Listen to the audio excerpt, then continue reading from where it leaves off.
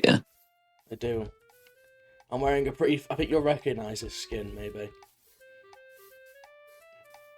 It's a pretty iconic... Why will it not let me... Okay, whatever. What if I just join? Alright, there we go.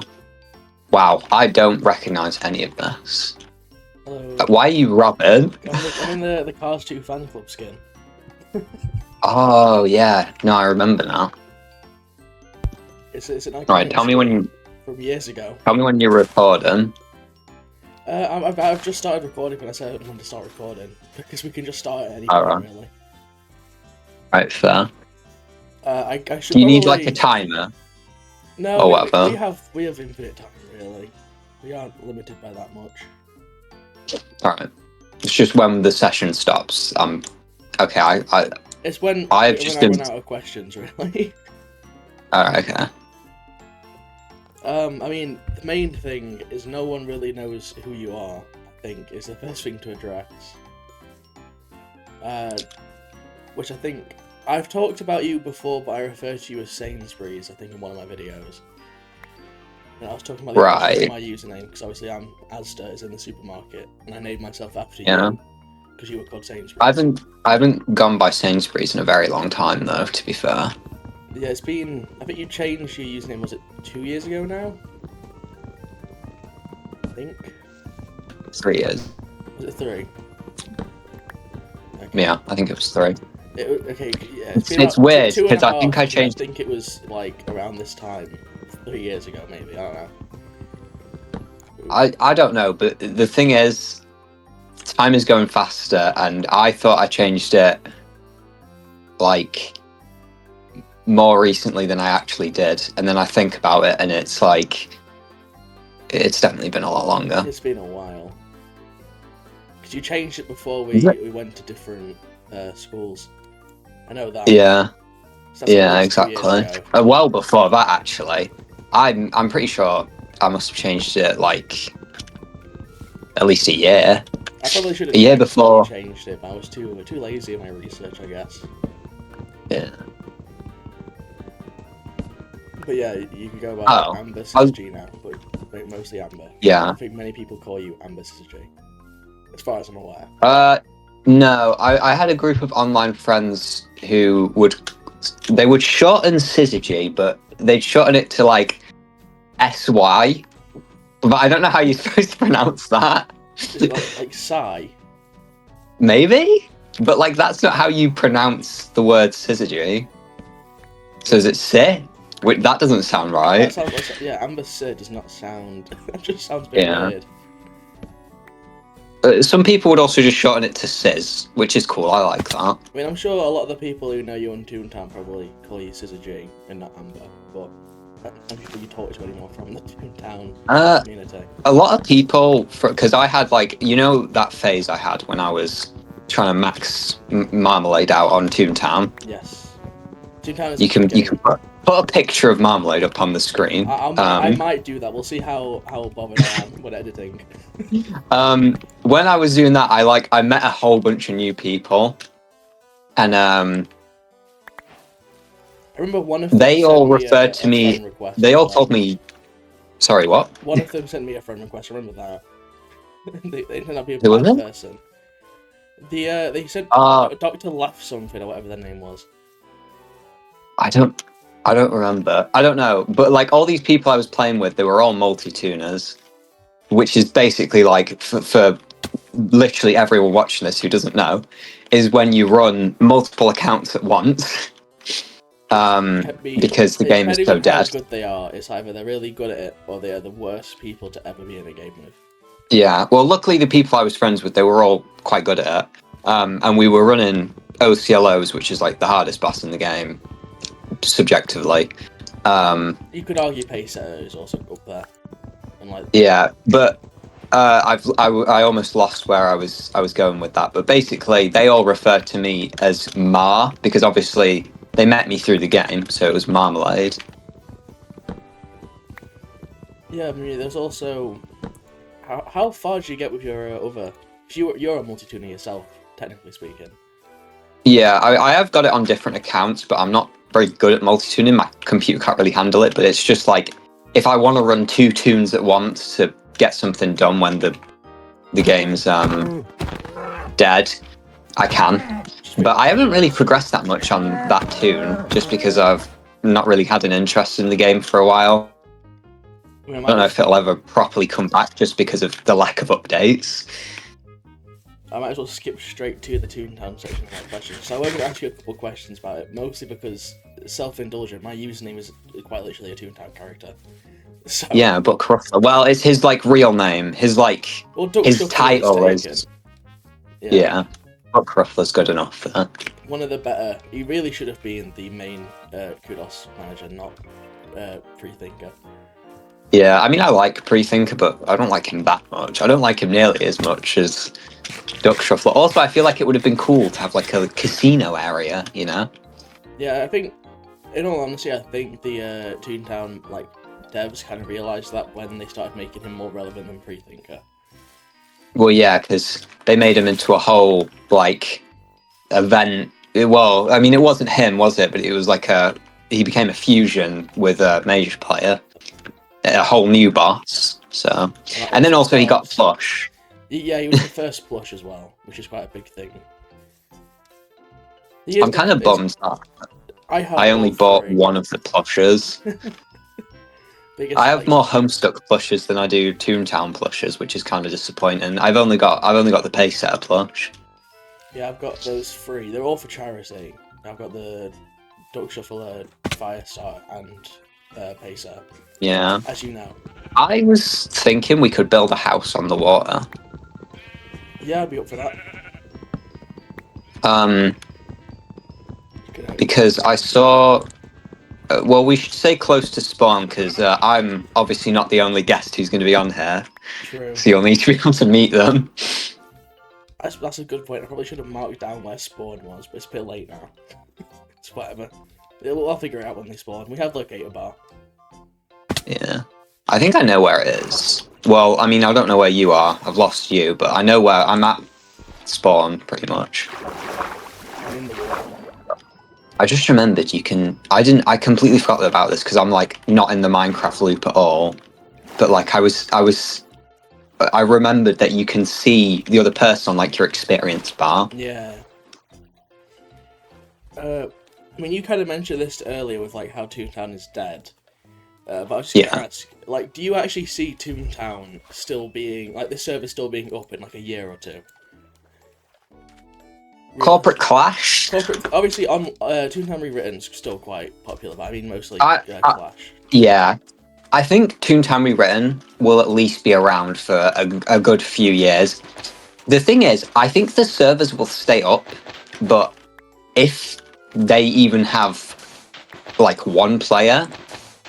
I don't know. I'm not too sure about that, because obviously there was a lot going on behind the scenes with Corporate Clash. There was a lot of internal issues. A lot of internal issues. Yeah. You can't underestimate how many there was. Yeah, there was a lot of shit going on. And that kind of just fucked the whole game over, because I know they've been announcing stuff, but even that was a while ago now. Yeah, but again, you could announce things, but that doesn't mean it's going to happen. Yeah, exactly. I mean, Homestuck does that as well. There's a trend with a lot of the stuff I'm interested in, just not having the most dedicated and present developers and stuff. Well, I mean, they at least have been doing they've been doing April tunes or Maple tunes, because it seems to be always in May. It might be still on. The thing is, I said to myself when April tunes started about a month ago, I said, oh yeah, I'll get on and I'll do Overclock's Find the Family, which is basically, it's probably harder than Overclock's CLO. It's a very hard boss battle, essentially. And I haven't done any. I've not even done one. I mean, I said I'd get on with you as well, and I also haven't touched the game. I think it's just... There's nothing new, really. Yeah.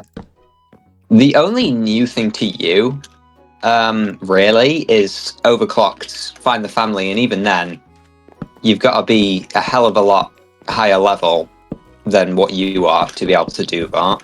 And I wouldn't say I'm necessarily under level. I'm decently. I mean, what, I'm on the. Yeah, it's just it's like last proper. Second to last. Are you on? Acorn Acres. Are you on Acorn Acres? Yeah. I think that's a second to last. Yeah, it's second to last. I thought you were on the Berg for some reason, but that might be someone else. I've introduced a lot of people to Toontown. I need to actually beat the main story at least. I think with the way Kudos as well, of course. Yeah, beat the worst character in the game, Rainmaker. Hate Rainmaker. I really hate Rainmaker. There's just too many people try and sympathize the character when it's like there's not actually that much. I don't sympathize with her because I just don't. I don't know. It feels like they're trying too hard to make you feel bad for her, but there's not actually any reason for you to feel bad for her. I don't know. I do like that comic where she's with Deep Diver though. I like Deep Diver a lot. Deep Diver's a way. Again, I feel like for the first 2 playgrounds, the street manager would have done so much better as the main. Yeah, I feel like they could have done some cool cutscenes as well with Deep Diver. She's just way cooler, in my opinion. I way prefer her. I haven't seen a single sheep. Are you making a little thing? I'm just making a hut to stay in for the night. I'm making a raft so I can make my mark on this world. It's a good idea. I'm also starving to death, Same. So I might harvest some of this kelp, and we can have some lovely, nutritious. Let me go make a furnace. Dried kelp. Oh yeah, shit. And also fuel. Well, we got That's not going to work out. I hear a spider. It's not going to end well for me. Well, I have some pretty simple questions on Toontown. Like, what do you think the best starting gag track is? Because there's a lot of debate around that, I think. Well, there was. Not really anymore because the server was just dead. Yeah, I remember that people used to debate it a lot when the game first came out. That was also when I didn't play it. It was like when I just watched like YouTubers. I did that for a long time. Quackity, known for only his Toontown content. Yeah, Quackity. It's a shame he doesn't He's kind of full make videos. Actually, I think he actually doesn't make videos anymore. I was trying to make a joke there, but I actually think he quit. Like, actually, he does streams, I think. Oh right. He never did streams when he did Toontown. Well, I don't think anyone did streams. I think the only person who did streams was Mr. Coach Z. Toontown's a lot easier of a what's the word? Snipeable game because you can just join. It's very easy to get into someone's server. Yeah. I think one of the reasons I always, whenever I get my friends to play a game with me, I always get them to play Toontown. It's just because I feel like it's super easy to just, get on it. Because obviously it's free. Well, at least it's free now. It wasn't free, when the game came out. Yeah. In 2003. Older than Minecraft. But yeah. Way older than Minecraft. Oh, are those the new mobs? The Nautiluses? Yeah, they are. I've never seen them. I've been playing Terraria. I was actually playing Terraria prior to this recording. I was tempted to suggest we could play on Terraria instead of Minecraft for this video, and then I realised I have no fucking clue how to play Terraria. So. Nah, we can do a separate video, maybe. Maybe. Probably not. Have you got any We'll plan it and then we'll never get around to it. You want to put in here? Oh yeah, sure. So Let me put all the food source in the game. help in.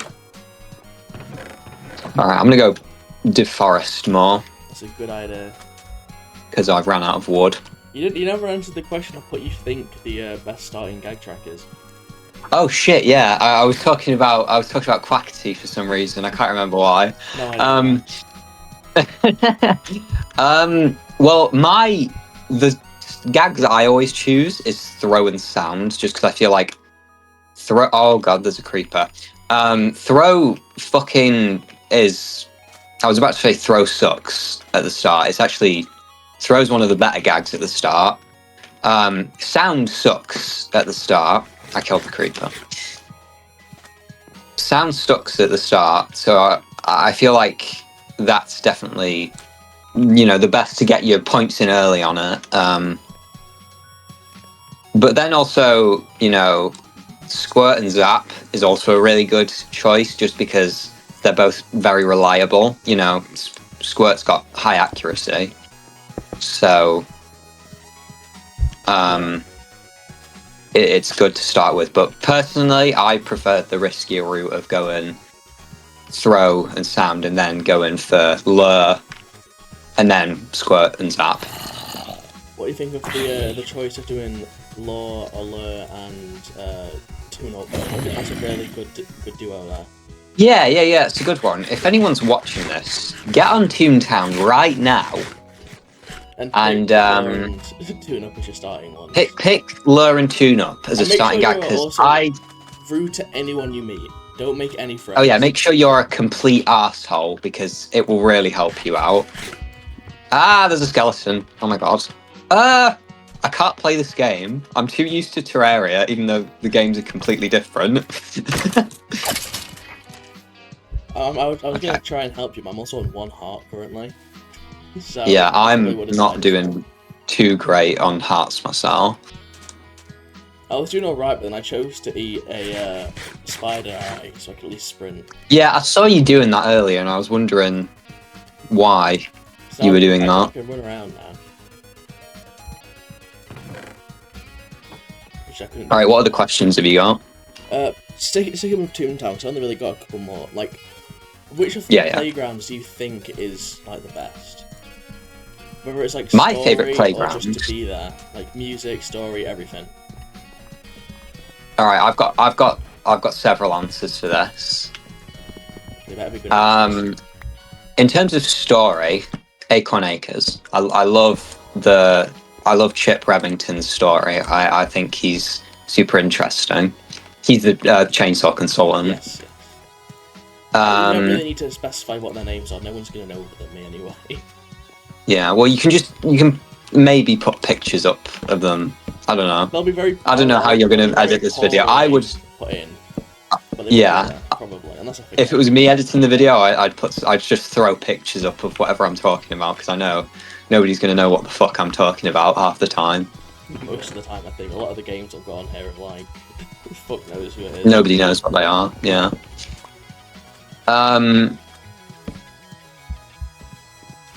Yeah, so in terms of story, Acorn Acres. In terms of like the vibes, Drowsy Dreamland, definitely. Funnily enough, I actually way prefer Drowsy Dreamland or Donald's Dreamland in Toontown Rewritten. Oh, there's a zombie villager there. I want to keep him in a boat or something and possibly cure him in the future. Oh shit, can you craft one? The crafting table's gone. This is in the house, yeah, give me a moment. I'm just placing some glass. Where is he? Okay. Let me just put this boat down. Oh. Okay, he's killing me. Okay, well we can't. That's probably not good. Now, but fine.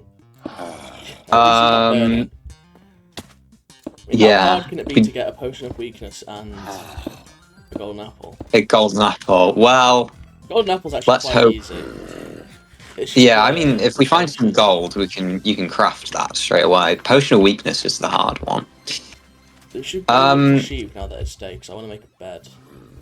Yeah, true. Oh yeah, I actually prefer Donald's Dreamland in Toontown Rewritten, because for some reason in Corporate Clash they've got this like dark effect over the playground, and I just don't like how it looks. I think the Toontown Rewritten one looks way better. I'll show a side by side on screen if I remember. Yeah. A lot of this, I remember this moment. If I don't remember it and I forget to do it in editing, then it's not happening. But I should remember. Well, I'll probably get on and send you photographs anyway, so you'll probably remember. And then also music, Drowsy Dreamland. I love the Drowsy Dreamland music. But also, if you're counting COG HQs, Cellbot HQ. I love the music in Cellbot HQ. I think, yeah, Cellbot is the second HQ you go to, right? Or is it the first? It's the first. No, it's the first one. It's the first one. I'm a big fan of Cashbot HQ, shockingly. I think it's the Oh, yeah, that's my second favourite. It's my second favourite for sure. Well, in terms of the actual gameplay, I prefer Cashbot HQ, but I just prefer the music in Cellbot HQ. I actually have, I have, I guess, technically 2 more Toontown questions, but one of them goes into the next section. Yeah. So, I guess, pretty simple question. You probably already answered this, I just forgot. What is your personal favourite boss fight in the entire game? Kudos or main story? Either option. Okay, so my favourite Kudos boss fight is obviously... I can't speak, sorry. Is obviously Pacer. Yeah. That's why I bought a plush of them. In terms of, like, all the bosses, though, like... I don't know. It's hard. I mean, I'm assuming this is not including High Roller, because that's like an unfair comparison. Well, yeah, the presentation of High Roller kind of blows everything else out the water. I know that. I think the COO boss fight is really entertaining. Oh yeah, the COO boss fight's up there. It might actually be Pacer, you know. Just overall, just Pacer. It might be Pacer, but also Overclocked Find the Family is a close second. Overclocked. Obviously, I've not actually done anything Overclocked because, like you said, I'm too under level. They've changed them. Yeah, they're just very difficult fights. All the Overclocked things. I say all the Overclocked things. I'm pretty sure there's like 2, CLO and Find the Family. Well, there was Find the Foreman as well, but that got removed. And then I guess the last Toontown question, even though it's more closely related to something else. What actually happened to last month on Toontown? Or LMOT? I know what the next section is now that you said that. The thing is, I would have loved to have I can't speak again. I would have loved to have kept doing last month on Toontown. I mean, I say I would have loved to have kept going as if I didn't do more than like 1 episode. I only did 1. But nothing happens on Toontown. It's like I said. I've said it multiple times during this interview. The game is very dead. And that's surprising. So it's like if you actually go and watch last month on Toontown #promo, you cover like at least 6 different games, I think, and there's just nothing happens in any of them. Yeah, no. They're all very dead, unfortunately. It's quite disappointing. Yeah, I think we just killed the zombie village, to be honest. I don't think we need him yet. I think... Yeah, why not? He's just causing problems. I don't see us getting to a stage where we can secure this guy. Well, I mean, I will never see the day this guy is cured in person. I'll see it through video, but... yeah, he's dead. There we go. He's gone. Got his bow. Now I can make a bed. Yeah, no, the problem is, it's just nothing happens. I mean, you can probably tell by the fact that I was kind of reaching for things to even talk about in that video. I think I talked about like how on the Discord someone was talking about how their grandma was playing the game or some shit. I don't really remember. What was it? It was like I'm pretty sure I titled the video. CLO. Yeah, something like that. I'm pretty sure I titled the video like that as well. And obviously that, going on to, because I know what the next section is now that you said that, that was like my comeback, but I was transitioning to doing exclusively Toontown videos. And then it just never didn't really happen from it. No, nothing came of it. But yeah, I think, like you said, you've been doing Minecraft. Well, not my. You actually did do a Minecraft video before I actually even made. I did. My first video was a Minecraft video, actually. But it was more of like a world tour than a proper, like. Yeah, it was an experiment type of video because it was on a world. Okay, so the premise was, because obviously I used to make comedy videos. The premise of the video was that I was kind of, joking about with the concept of like a 100 days video, which is, even when that video was posted, it was past its prime at that point. Nobody was really making those kinds of videos anymore. Is that for me? Yes. Thank you. And it was on a world I was already playing on. I'd already started playing on this world. And I just I did like a whole tour thing. And then I died at the end. But it was on like a duplicate of the world just so I could keep playing. I actually think that video was the last time I played on that world properly as well. I mean, that world started because we were doing a 100 days race, and then I just stopped playing because I got bored of Minecraft. Yeah, I actually did make it to 100 days, and I was going to beat the Ender Dragon for 200 days, and then I realised that I'm not very good at the game, and I never did it. I think I got to like 50 days, and then I just stopped playing. Yeah, I think I was around like 150 days, and I actually had found the end portal and everything, but I just never got around to it. I was too scared to go and actually, beat the game. But that was probably my least favourite video I made. I prefer a lot of the other ones. I mean, I remember a lot of your videos because after you uploaded that one, I started making thumbnails for your videos. I actually think you started making thumbnails for the videos on the second one, actually. Well, I remember making a thumbnail for the second one. Yeah, you came back and did the thumbnails for the original ones. Sorry, I'm just AFK at the moment because I'm looking at my videos. I just want to see. See, I couldn't do that because you took them all down, which is a shame because they weren't even that. Yeah, they're all videos. The thing is, they're not taken down. Most of them are private, but my favourite two ones that I made are actually unlisted. So maybe I'll put them if I can get the unlisted thing. I'll secretly put it in this. Yeah, you can put it in the description. Yeah. Yeah, you made every single thumbnail, I'm pretty sure. Which I still to this day is the only thing I'm good at when it comes down to content creation. I actually think my videos suck ass. It's just my thumbnails are decent. Yeah, I mean, I'm not going to say I agree because I do enjoy watching. Well, when you made them more consistently, I did enjoy watching them. They were nice to have on while I was doing something. But yeah, no, the thumbnails are really good. I do really like the thumbnails. I mean, you made the Castlecraft thumbnails. Yeah, well, I drew them, but you did the rest of it. And then I also had Lemon, who made 2 of my thumbnails, and then Cure made 1. But other than those, if the thumbnails aren't like drawn, I made them pretty much at my channel. Yeah. I kind of wish I kept doing the thumbnails because it was one of the things that actually kept me drawing.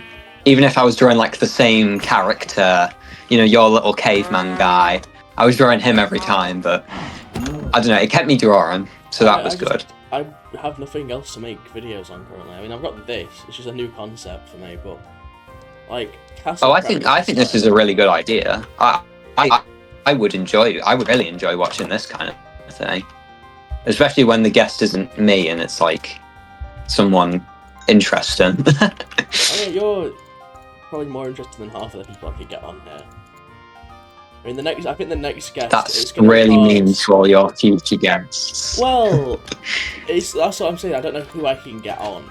I mean, the next guest is probably going to have more to talk about because they're a very big fan of themselves, to say the least. But I'm not going to say who it is because I know who it is. But yeah, I think it'll be a longer episode than this one by far. Yeah.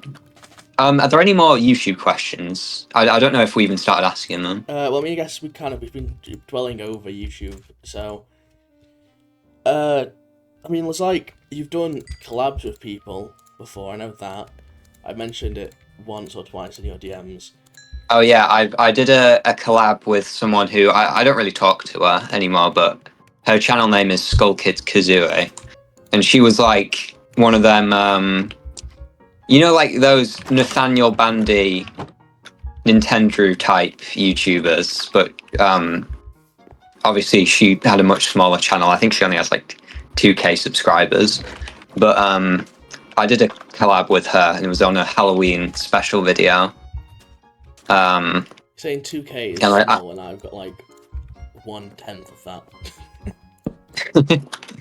Well, you know, there's channels out there with 100 million, so I guess. Yeah. It's just perspective, I guess. Yeah. But I did like my whole bit was I was trying to sell, because it was a Halloween video. I was trying to sell the mansion. Oh my god, I can't remember Vanessa's mansion from A Hat in Time. Like as a scummy real estate agent trying to rip you off type thing. That was the whole premise. Yeah. I think it was decently funny. I was kind of rushing it a bit, but. Well, I mean, the video was called, like you said, Scary Moments in Non-Horror Games. I was going to ask, looking back on it now, if you've played a lot more games since then, do you think you still would have picked Vanessa's Mansion as your game? Or did you even have a choice in which one you were talking about? Well, no, I picked that. My pick was that. I chose that. I don't know. The thing is, the reason I chose A Hat in Time was because when I first played the game in like 2020, when I got to Vanessa's Mansion, I was scared shitless of it. I couldn't even finish it. I don't know why, because I went back and played the game kind of recently. I say recently, it was probably like 3 years ago now. It was probably actually when I went and made that video, because I was playing through it.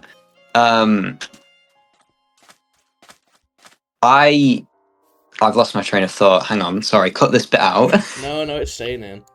You were talking about Vanessa's Mansion, how you found it horrifying. Oh yeah. So I was really scared of it, and then when I went back to play through it, I was like, oh no, it's actually not that scary.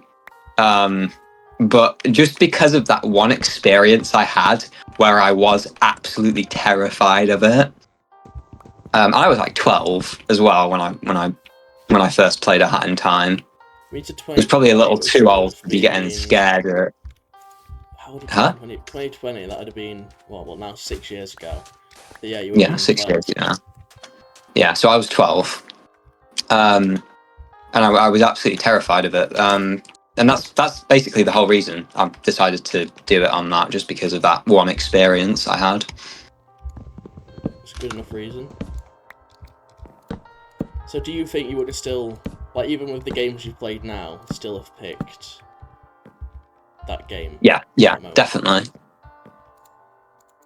I think that experience is still, like, relevant enough that it works, just because it's like, I mean, I could pick something like Killer 7, but then again, Killer 7 could be classed as a horror game, but I don't know. I wouldn't pick Killer 7. Well, speaking of Killer 7, that's a good segue into the next section on the questions. I'm really good at this. I'm linking it all up. It's a pretty, I'd say it's a pretty unknown game compared. I mean, we said Toontown was unknown. I'd argue Killer 7's more unknown than Toontown. Probably. Like, a lot of people have at least heard of Toontown because it was on the same fame as Club Penguin back when it was actually. Oh yeah, when Toontown was like in its prime, you know, in the 2000s, it was massive. Yeah, everyone knew what Toontown was. I mean, Killer 7 was out at the same time, and I think Killer 7, yeah, it's probably more unknown. But if we're talking about the private servers of Toontown, Clash is more unknown than oh my god, my voice cracked then, sorry. Than Killer 7. But yeah, with Killer 7, if it was to get a remake, because it's quite an old game now, really. I mean, it's about the same age as like Tomodachi Life and stuff like that, if I'm not mistaken, right? No, it's Killer 7 is 21 years old. Cool. Yeah. I was going to ask if it got a remake today, which if we're being realistic, it probably wouldn't get a remake today. Yeah. When I say I want a remake of Killer 7, yeah, no, it's not likely. But if it was to get a remake, is there anything you would change, like either game mechanic wise or even story wise? Okay, so the thing is, the whole reason I'd want a Killer 7 remake is because I'd want it to be different. Obviously, Killer 7 is like my favorite game. It's the best game I've ever played. I think it's a masterpiece. But I would like a lot to be changed, because the story behind Killer 7 is that a lot was cut from the game. Over like 2/3 of the game was cut, if I'm not mistaken. I don't have the information to fact check you, I'm just going to agree. Yeah, I'll tell you after. I'll give it a search. But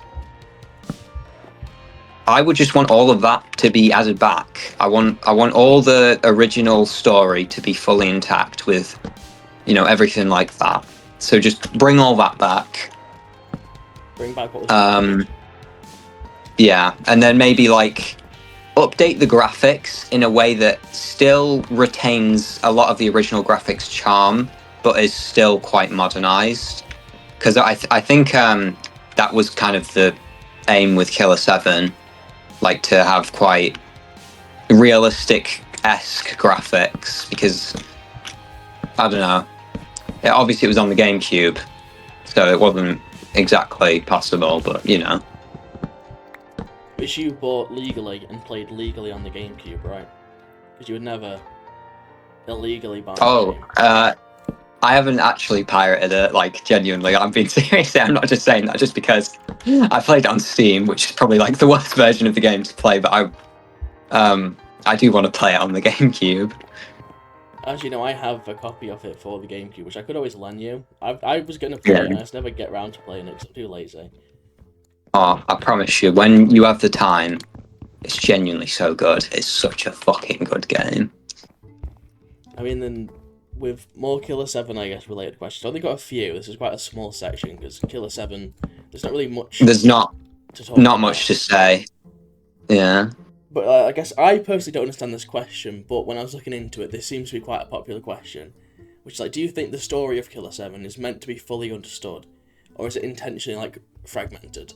Like, you don't know everything? Well, I don't think this question's even subjective. I think it's 100% meant to be, like, not meant to be understood fully.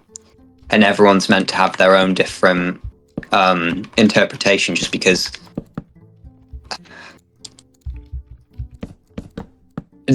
Killer 7, in the story itself, has a lot of inconsistencies. Not everything makes sense, and that's kind of related to the nature of what the game covers, which is politics. It's a very political game. Political games. Yeah. And I think it's not meant to be fully understood. I don't think even the creator of the game, Suda51, I don't think he even fully understands it, because I think everyone has a different interpretation of it, just because of, all the different opinions on politics. Even if I think the game is very left-leaning in terms of its message, well, I actually think it's incredibly left-leaning, but that's besides the point. But yeah, no, I don't think it's meant to be fully understood. I think it's intentionally quite, vague. Yeah. And then I guess a less complicated question, just which of the Smiths' personalities do you think is the most entertaining to play, or most fun to play? My favourite character to play is probably Mas. So he's he's this Mexican luchador. lucha libre wrestler, which is awesome. I love lucha libre; it's so cool. And I just find him really fun to play, especially towards the end of the game. I won't say why for anyone who wants to play Killer 7, which I implore you all to do. But I also really like to play as Kevin, but he doesn't talk, he's mute, so I guess sometimes he's quite hard to decipher considering how much content was cut from the game. Probably just Dan then, just because he gets the most focus in terms of, everyone apart from Garcian, who's the main character. Yeah. But, you don't really play as Garcian that much since he's like the healer. Well, that's it for Killer 7 questions, unless there's anything in particular you just want to talk about when it comes down to Killer 7. Not off the top of my head, no. Unless it like somehow comes back to that with the future questions. No, that's it. Well, there we go. I mean, I guess I'll go back to the general questions of like, we mentioned this at the beginning, but you were going by Sainsbury's originally online. And I was just wondering a very long time ago. How you actually landed on that username. Because it's such an odd username, I'd say. I have to think about that because I genuinely don't remember. Oh shit, I'm gonna die. Okay, so I think it's not a very interesting story now that I think about it. I'm pretty sure I picked it just because, it's funny. It's the name of a supermarket. I think that's the only reason I picked it, just because it's funny. It's pretty funny to be called after a supermarket. Only one of the well, there was 3 of us who were named after supermarkets. I'm pretty sure. Yeah. It feels weird there was to this person as Tesco, but obviously I know for a fact they don't want their actual name to be mentioned in anything. Yeah, so. No, they don't. They're not interested in that. Oh my god, my voice cracks are awful at the moment. Of course, it's when we're recording as well. And obviously, Tesco, here. With Tesco, they were actually in the original Jazda video, I guess. But that's no longer. Yeah, I was going to say, isn't that it was only Unlisted. Yeah, I mean, no, it was uploaded for like a 3-week period. And then I joined World Life and I took it down when World Life. I joined World Life officially. Yeah, we were playing on one of our various Minecraft servers, and he was in the video, but it was a obviously that went nowhere called From Wood to Wither, which is actually what inspired my Castlecraft world.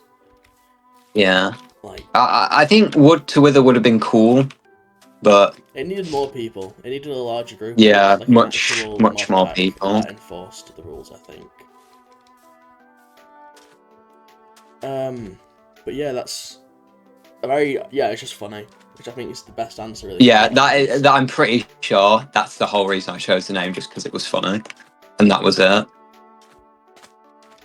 Then I've got a pretty simple question, which is like, I'm assuming the answer's probably gonna be Killer 7 anyway, but is there anything like that's severely underrated that you're a big fan of that you think should get more attention than it currently has? Okay, now the way you worded that, the fact that you worded it like that is the whole reason I'm not going to say Killer 7, because I think if Killer 7 went too mainstream, people would like twist the message of the game, and like the public perception of it would be not great. Because of like just the way the media landscape is at the moment. Toontown, probably. Corporate Clash specifically, because I know a lot of people know Toontown Rewritten, but I genuinely think Corporate Clash deserves. Well, I don't know if the team deserve it, but or at least the old team. I think the new team's fine now, but I do think one of the main issues of Toontown, not anymore really, but back when it was still a bit big, a lot of the content creators just weren't good people. Oh yeah, this is when it was in its prime. I don't think any of the content creators were very I think the most infamous well-meaning. one is Coach Z. Oh yeah, yeah. Coach Z. Everyone knows Coach Z. Well, I say everyone knows Coach Z. I don't think anyone watching this video knows Coach Z, but in the Toontown community, everyone knows him. He's very infamous for screaming at children on Toontown. I know he's named. I used to think the NPC was named after him, which obviously it wasn't. He named himself after. No. The NPC did come first, but obviously because you started playing in when Clash was around, well after Coach Z's time, you wouldn't have known that. But yeah, no, the NPC did come first. Which is, I guess, I don't know. He's a weird guy, Coach Z, and it's really best not to talk about him much because, like I said, he's a weird guy. Yeah, he's a very controversial figure. But basically, his whole thing was he was like the first proper Toontown YouTuber, and he would make videos where he would teach people how to play the game, but he was very aggressive with his methods, I suppose. Obviously, because I said she screamed at children on Toontown. Yeah, he was quite a political guy as well, if I remember correctly. Oh yeah, but that didn't come around till quite recently. He had some controversy. He basically he's homophobic. Essentially, that's what the drama whittles down to, which is not a surprise considering Coach Z is like 80 something. I don't even know. He's old though. He's probably not 80. I feel that's a bit excessive, but he's definitely an older. No, he's old. Yeah, I can Google he's it. Genuinely really old. Go into Google. This one I'm actually going to Google because I'm curious. Yeah, I swear he's like super old.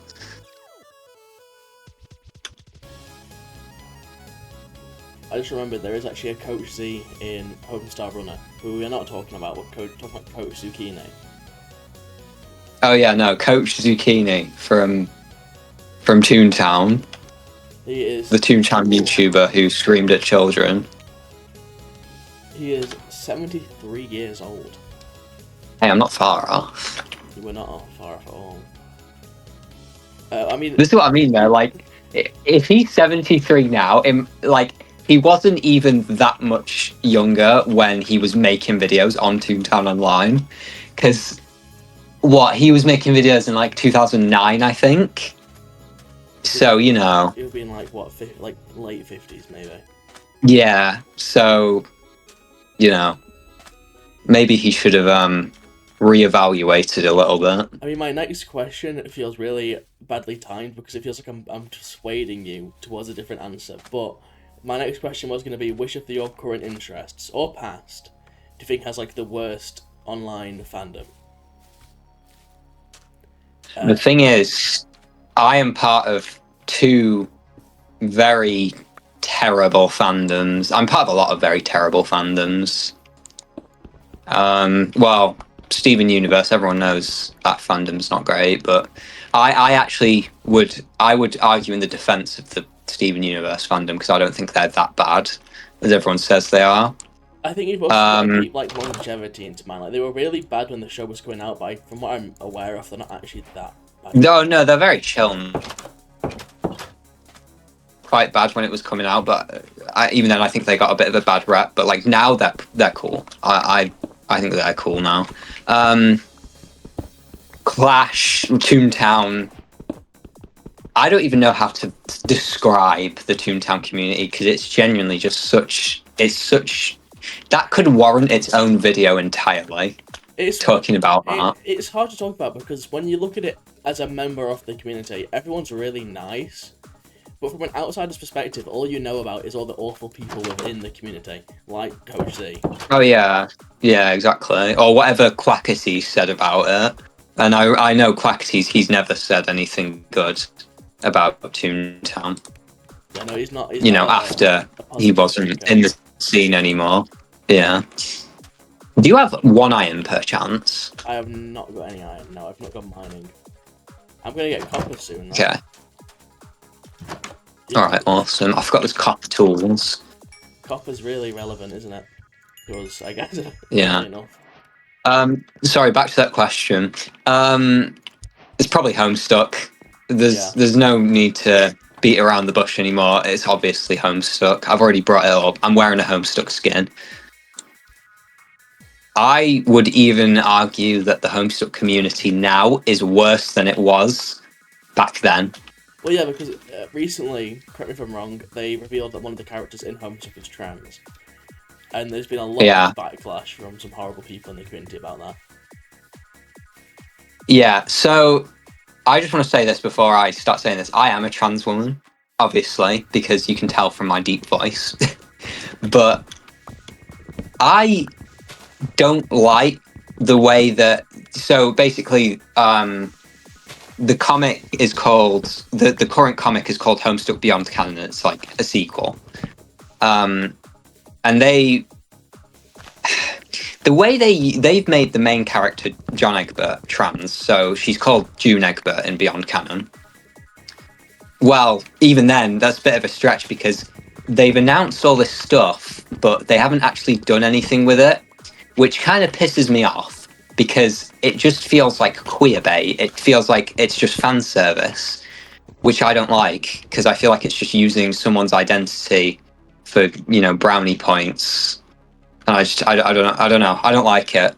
And then also they have done another trans character in Beyond Canon, but I won't get into that because that one's also, I'd say, more controversial. That character. Yeah, it's not. I think it's basically for what's considered to be a queer comic. It's the queer representation. I don't think is very good. I think it's quite terrible, actually. I mean, I personally, like I said, I haven't actually seen much of Homestuck. I mean, I've watched the pilot by Vivzy Pop, everyone's favourite. Oh god, yeah, the pilot. Oh, don't get me started on the pilot, because I will. The rest of this video will just be me talking about the pilot. I will. My one comment on the pilot is I do think Toby Fox does a good job voice acting in that. Oh yeah, I think he did a good job. I really don't like a lot of the voices in the pilot, but I think a lot of the voices could have been good. I think this changing in script, adding all the swears and stuff, has just made it really bad. Yeah, so when the pilot came out, a lot of people were defending the amount of swear words in it by saying, oh, well, they swear in the comic. I just want to say this. In Homestuck Act 1, which is what most of the pilot is based on, John doesn't swear once. He doesn't even utter a single swear word. And he swears like 20 times in the pilot. So, do with that what you will. It's its own little thing, which is... You could probably talk about the pilot and all the issues with it for like an hour, which is insane, because it's only, 30 minutes long? No, it's 10 minutes long. It's 10 minutes long. And it's awful. The thing is, I'm not even one of those people who's like, they shouldn't adapt it, because I mean, they shouldn't adapt Homestuck directly. I think that's a terrible idea. But I think it was funny when it was revealed that Vivzy Pop was making it, because it was just after all the Andrew Hussey controversy about him taking down the fan. Oh yeah, so I think the whole reason he did that was because he was like, he saw an opportunity to make more money. I don't know, I feel like he was just rage-baiting, to be honest, when he picked Vivzy Pop as the animator. Oh yeah, I don't believe Andrew Hussey gives a shit about Homestuck, really. He's in it because... He's got his money and he's done.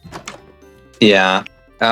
He's in it for the profit, and also because he's egotistical. I've just realised I shouldn't really be saying this because this is going online. This is my opinion on Andrew Hussey, and all this stuff that he's supposed to have done is completely alleged. It may or may not have actually happened. And I remember everyone is entitled to their own opinion. Yeah, everyone's entitled to their own opinion. This is my opinion. I don't like Andrew Hussey. I also don't like Andrew Hussey because all I've heard about him is bad things.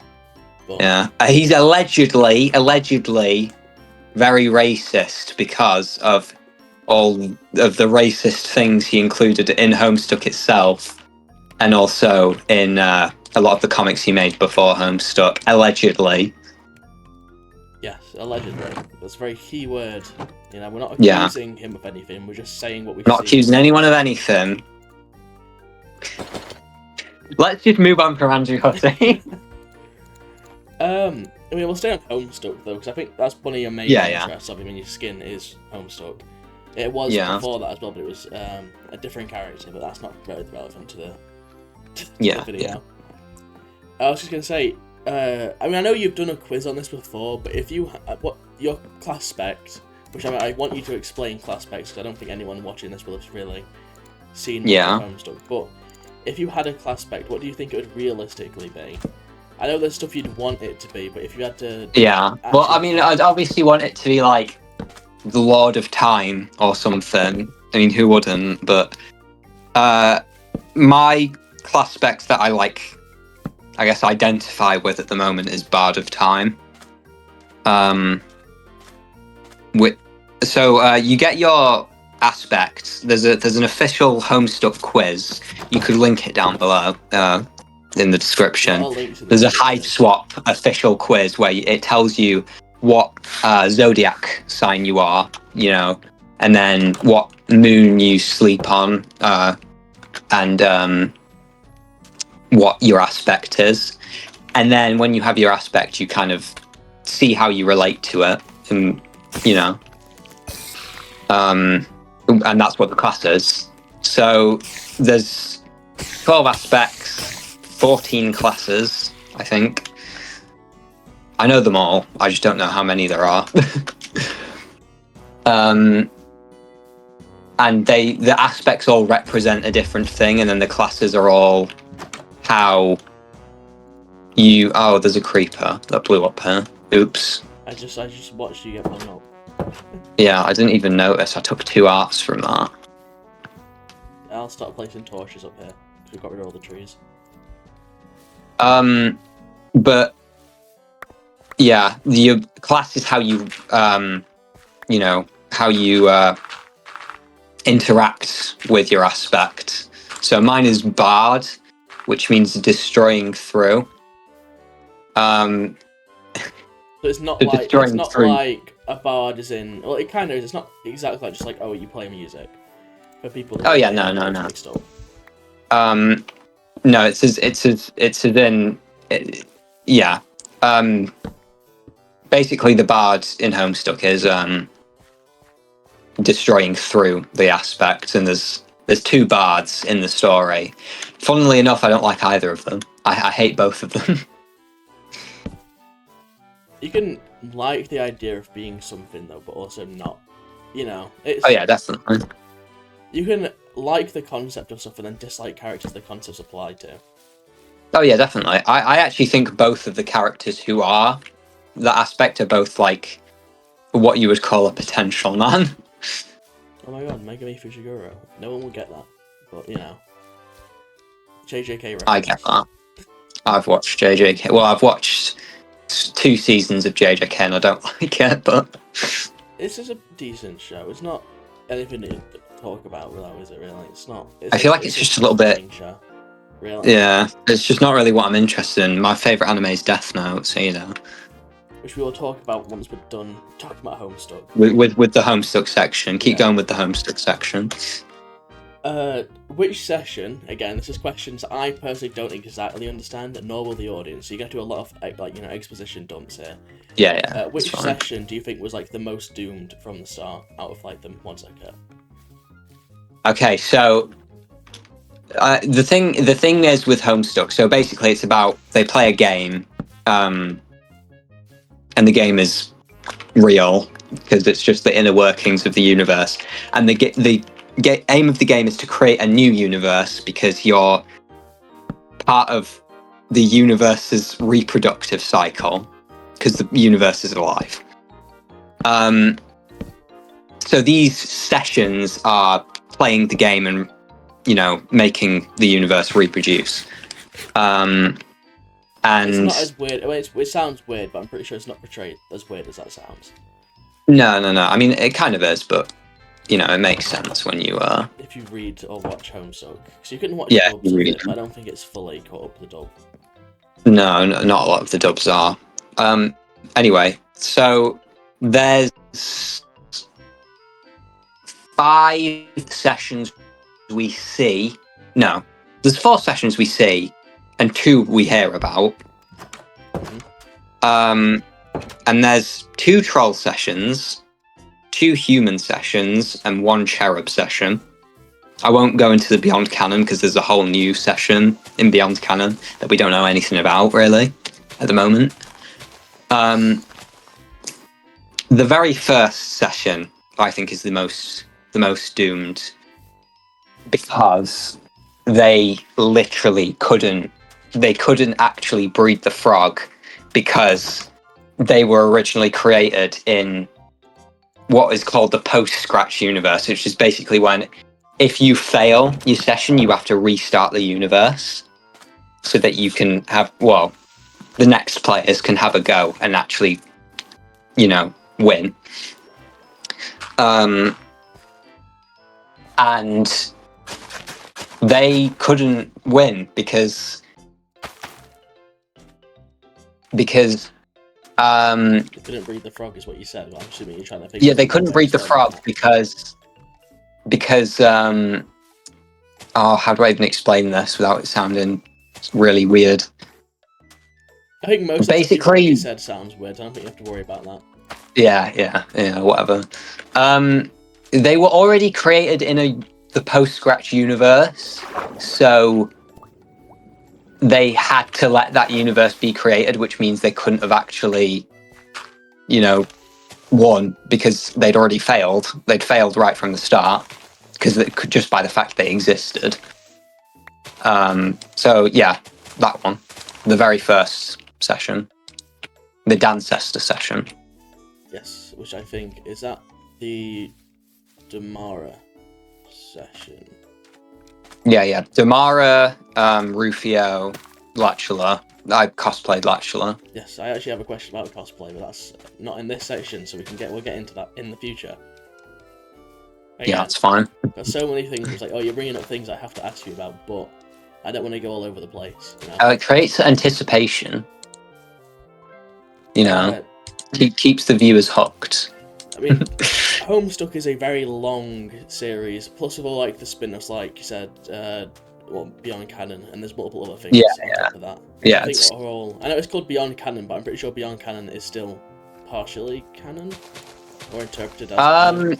The whole point of Beyond Canon is it's like there's multiple ways Homestuck can be continued, and it's like, oh, this is like an official continuation, but go out and make your own. It's all canon, but also not canon.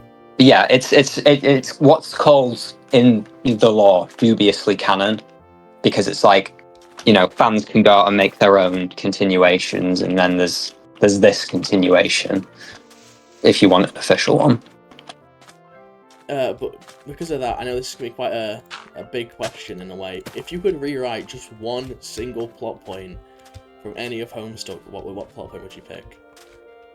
Okay, spoiler alert, because I'm going to spoil something here. Yeah, spoiler alert. Skip to this time, right here. Yeah. I'm pointing at it. The thing is, as much as I love Homestuck, there is a lot I would change. But it...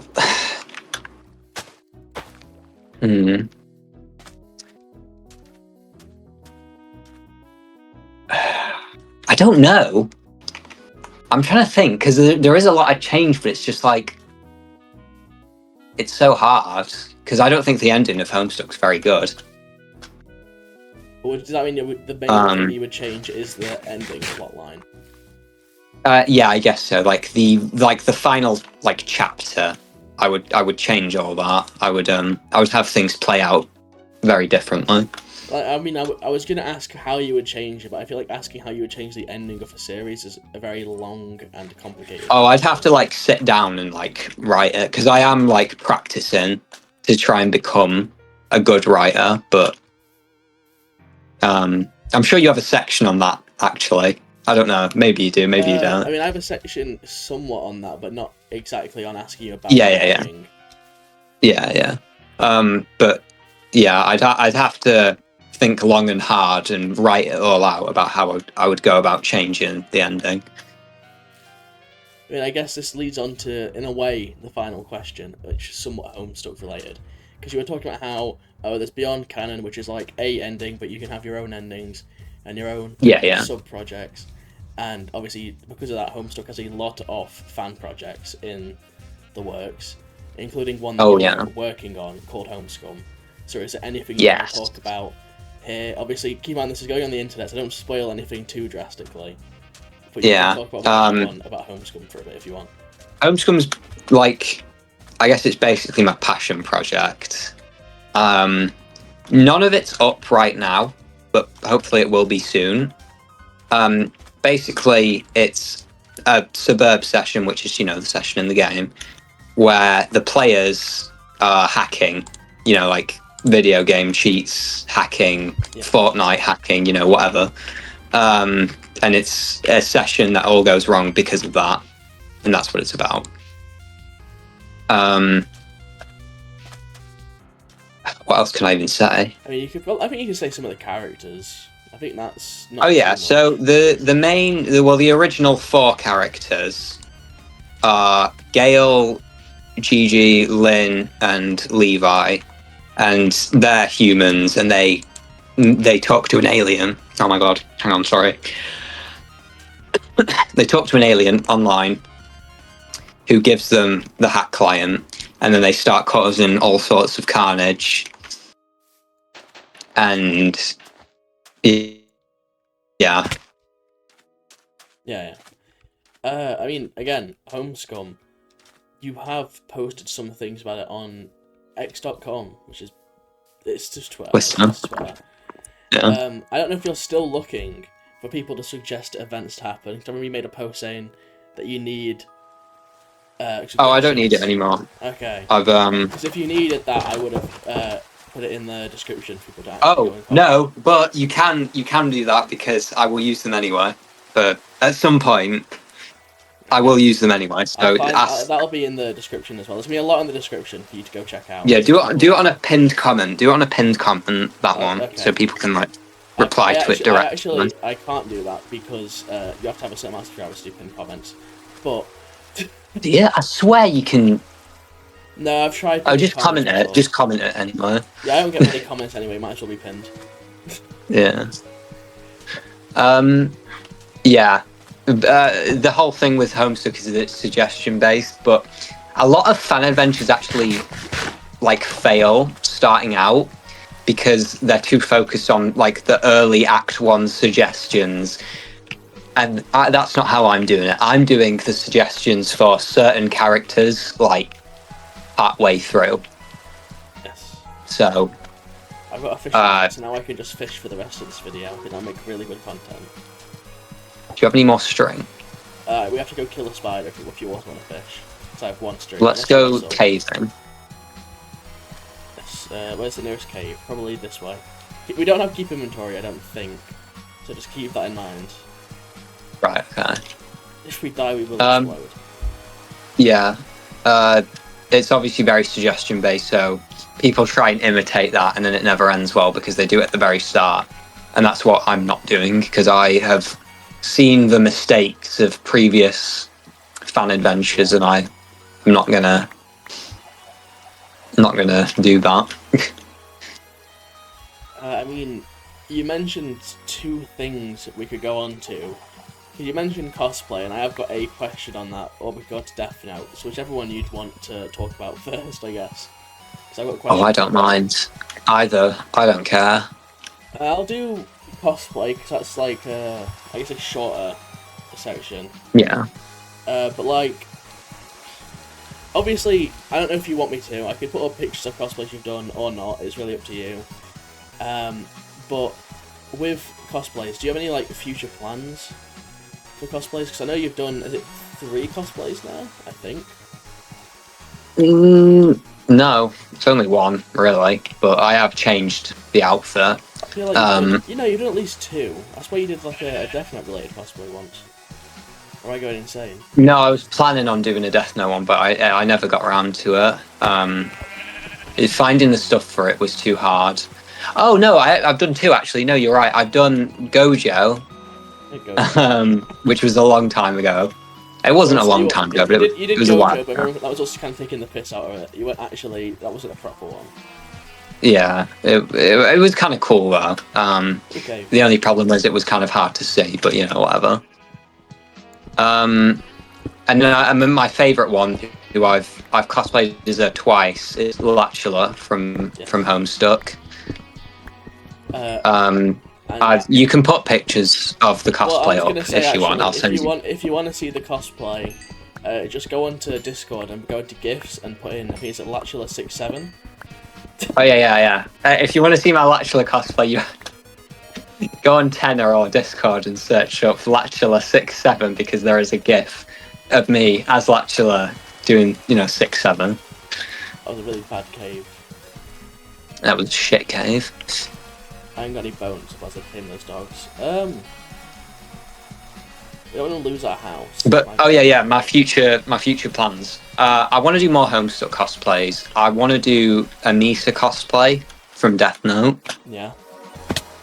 And I also want to cosplay Gulia from Monster High. I feel like people actually might know who she is. I assume Monster High was quite big. Yeah, Monster High is quite popular, so I feel like people know who she is. I'd actually argue so far, I think Monster High or Death Note are the 2 biggest things you've mentioned. Yeah, I think Death Note's probably the most popular thing I've talked about, and then oh no, Minecraft actually. Minecraft is probably more popular. Well, yeah, but that doesn't count because we're playing Minecraft.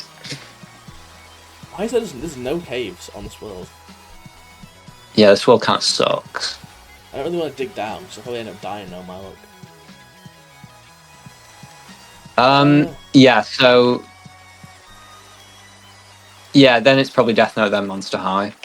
Or Monster High is more popular, I don't know. Who cares? I guess with your obviously you've cosplayed Homestuck, which is the main thing.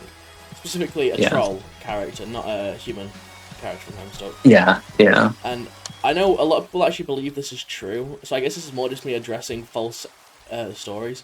And I think you're aware of this. The Homestuck Sharpie Bath thing never actually happened.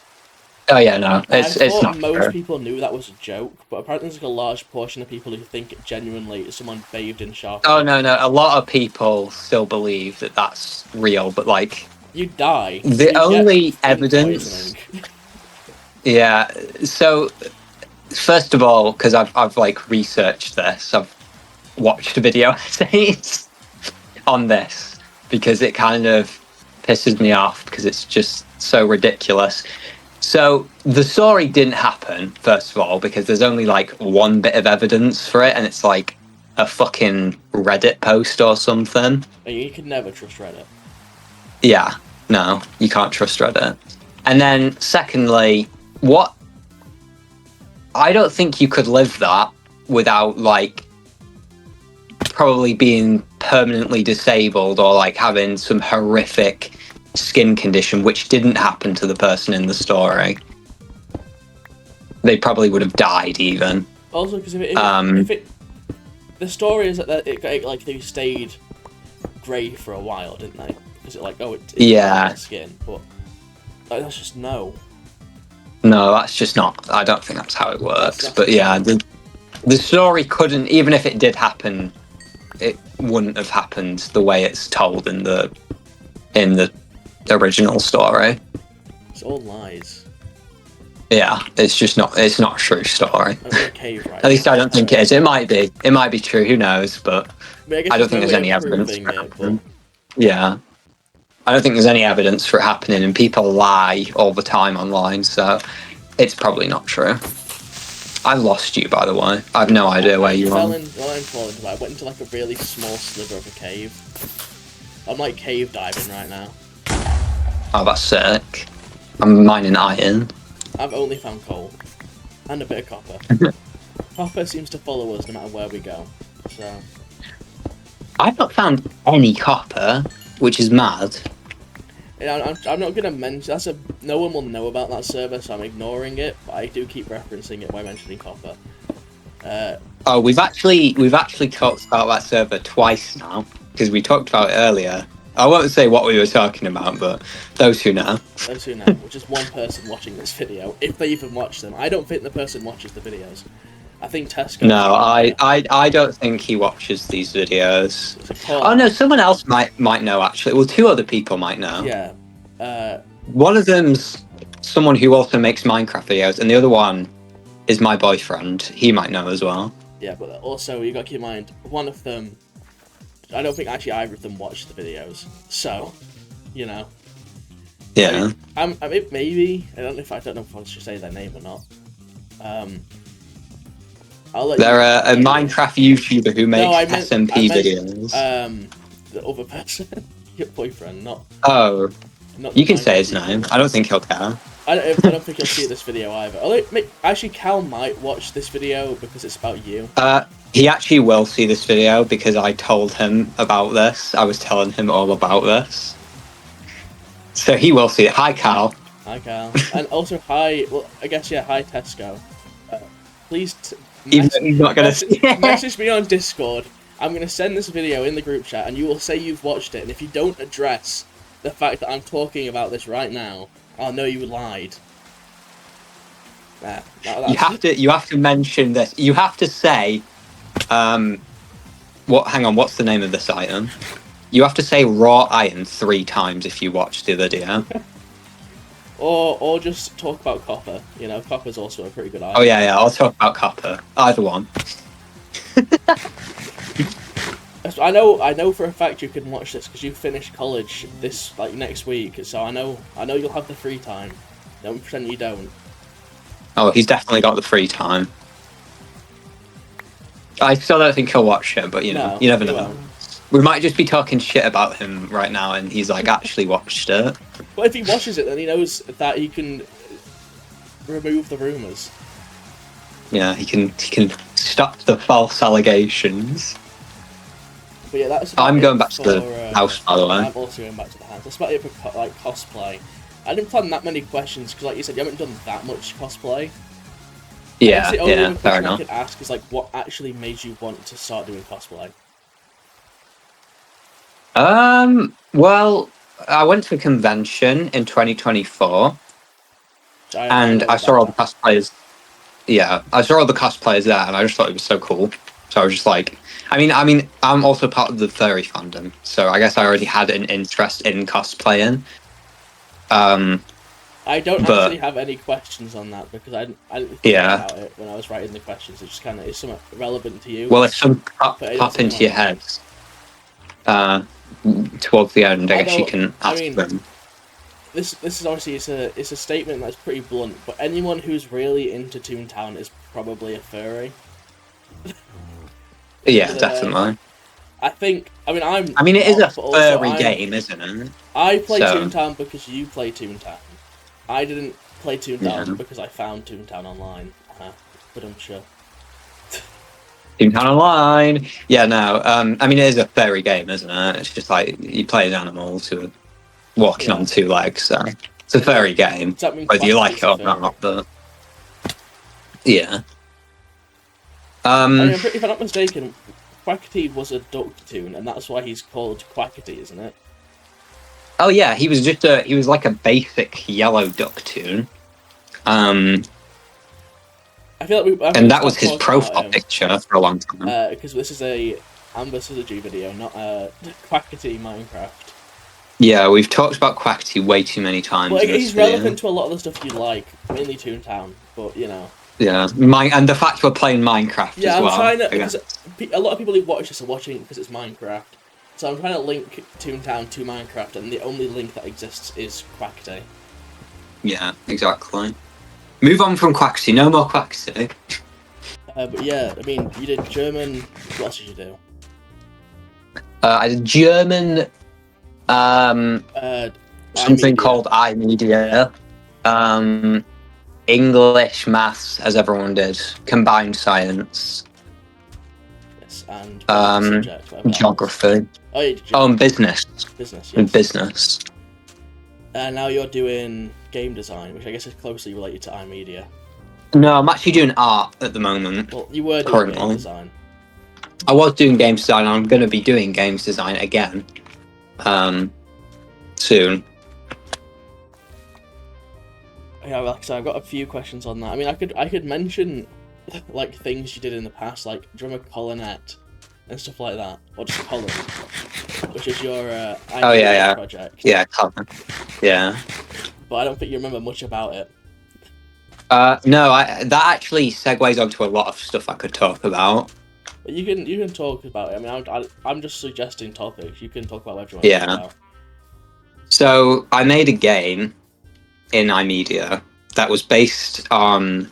It was called like Colin and Igor. So it was based on Igor from Persona, the guy with the big long nose, and Colin from Jerry Jackson, which is a cartoon which is made by my favorite artist David Firth. Although Keith, just to add a side note, looking back on a lot of that stuff, it is a bit what's the word? Oh, it's very interesting. I know it's like satire and it's supposed to be playing into like the edgy kids from Newgrounds. But there's a lot of stuff that can be. It's not great. Yeah, no, it's not great. I think it's funny, but a lot of it is aged very poorly because of like what it was trying to make fun of. Most people wouldn't get it nowadays. Anyway, yeah. So it was a character with a big nose from Jerry Jackson. He was in one episode, and that was it. We still need to get you one piece of string. And I made a game about that because it had to be an educational game. So I made it about learning life skills, and that's what the game was about. They went around and they learned life skills so they could pay their bills. And that's what the whole game was about. What was the role of Colinette? Because I do remember, I don't think I have it anymore, but I used to have an image of Colinette on my phone.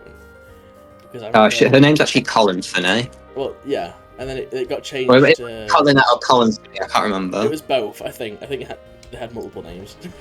Yeah, she had two names. Anyways, basically she was like Colin's girlfriend, and she was like... Was she actually because in the game? Oh, she was in the game, but like the bit wasn't playable. I didn't code it properly. Because the game was unfinished. The game was never finished. But she was just like Colin's girlfriend, and she was a cat girl, and she had big boobs, and that was it, really. Yeah, it's really the peak of game design. Yeah, it was like it was so cool. It was definitely not fucking awful. No, yeah, I mean it was quite funny, to be fair, but you know. It was an interesting thing. I mean, I only saw it a few times. So I didn't do game design. I didn't actually see much of it, but it was definitely an interesting thing when I did see it. Yeah. To say the least I could say about it would be it was interesting. There were a few other characters in it. I don't think I remember them. I have videos of the game, but I'd have to go back and find them. That's not how it works. I don't know how these work.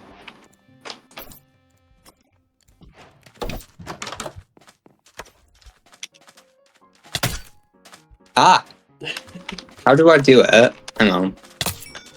Oh, what the fuck? Well, that's the first death on the server. Wow, a monumentous occasion. Yeah, you're the first person to die. What were we even talking about? I can't even remember. We were talking about... we went on to cosplay, and then I mentioned that you did German, and then we talked about your other subjects, which then got on to Colin, Igor, Colinette, or Colin. Oh, yeah. You want to say. Both the same thing. Yeah. And I guess that went on to... I guess we'll just go off of that, because we don't want to risk doxing ourselves here. Yeah, I don't want to dox myself.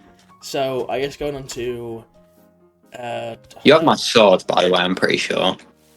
I don't have your sword. Oh, what happened to my sword? Have you checked in the water?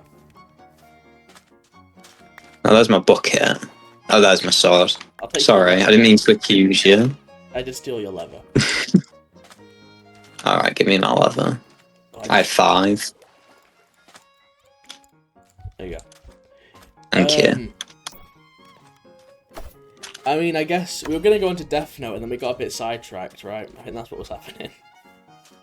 So, do you think, in Death Note, this is a pretty big question, it's like an overall story question. Do you think, Light, everyone's favourite main character, do you think his downfall was like an inevitable event? Or do you think there was ways that it could have been prevented? Without being, like, obviously hypocritical, or, like, hyper-analytical, well, if he had done every single thing perfectly... Then yeah. No, I think he would have won if it wasn't for one character, who is a character I actually really like. Spoilers for Death Note.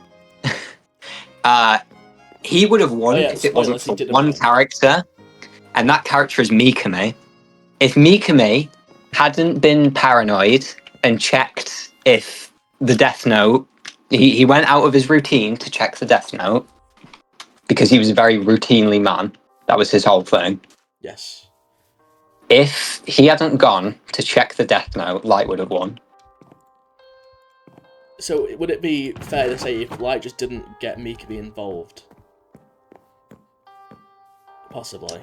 No, because he needed Mikami still. That was the only thing. If Mikami hadn't have done that, gone and checked the Death Note, even then, I think even if Mikami had done that, there was other ways they could have done it, because I feel like if they had one of the Death Notes and then given it to Misa, and then Mikami didn't use the note, he sent pictures to Misa to have Misa write in the Death Note, then Light could have won that way as well. I need to rewatch, to be honest, because I'm not quite sure how many Death Notes were going around at that point in the story. At least 3. But one of because there were fake ones. There were fake ones as well. 3 real ones, right? No, because one of them got taken away by one of the Shinigami. But one of them was taken away from the Shinigami. And wasn't one in the possession of the police force at that point? Yeah, they had one of them. I'm pretty sure it was Light's original Death Note. That means there'd only have been one Death Note, actually, at the time, right? Yeah. I swear there was I can't remember. There was a fake one, and then there was I genuinely don't remember. I think there would have been one at that point, but that's to be honest at that point. Yeah. I genuinely can't remember. Obviously, you know who did it, but like, which character do you think was the closest to catching, I guess, Kira? Catching Light? Mello, definitely. Because Mello was the reason that Light even, got caught at the end. I know Nier technically was the one who got him, but they wouldn't have been able to do it if it wasn't for everything Mello did. So. And I know there's going to be a lot of fans that say, oh, obviously L knew the entire time, guys. He was just playing along. Right? Well, yeah, L knew the entire time, but he could never have caught Light, I don't think. But I think because Mello wasn't as attached to Light, he didn't even really know Light. I think that's why he would have been the closest, even though he died. But Yeah. And obviously, like you said, he wasn't really close to Mello, but I'd say he was somewhat close to both Nier and L. Right. He wasn't as close with Nier, but he was very close with L. So yeah. Which of the dynamics? I guess I'll include Mello. Out of the 3 detectives in the series, this is spoilers again. Sorry, guys. Yeah. The 3 main detectives. Obviously, there's other tasks. There's other people looking into. Yeah. No one really cares about them. I mean, there's Masuka. I do. I care. But they're not. They would. Let's be honest. If it wasn't for Mello, Nier, and L, they would have never actually gone anywhere in their investigation. Yeah. True. Yeah. The leaders. Who do you think had the best, I guess, what's the word, dynamic with Light out of the 3 main detectives? Oh, L for sure. For sure, definitely. I guess it is also, it's unfair to ask that question when obviously It's not. Yeah, it's not even really fair considering Mello didn't really interact with Light that much. And then, like we said, And Mel also was in the story for a significantly larger section of time. Like, realistically. Yeah, exactly. But yeah, definitely L by far. Sorry, I'm just swimming back really slowly because I had to go and get food. But like my favorite dynamic in the show, like overall, is Misa and Ram because I ship them as well.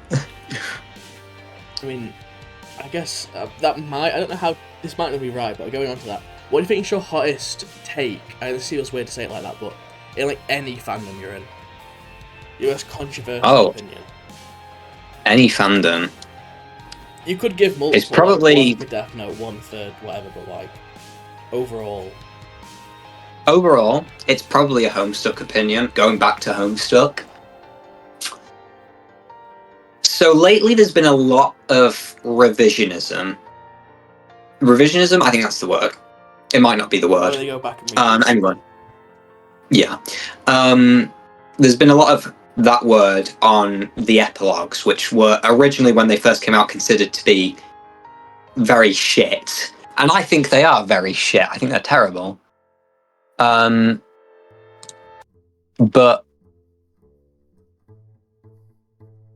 that was what they based Beyond Canon on, the epilogues. Well, it was Homestuck 2 originally, but Homestuck 2 was also very bad.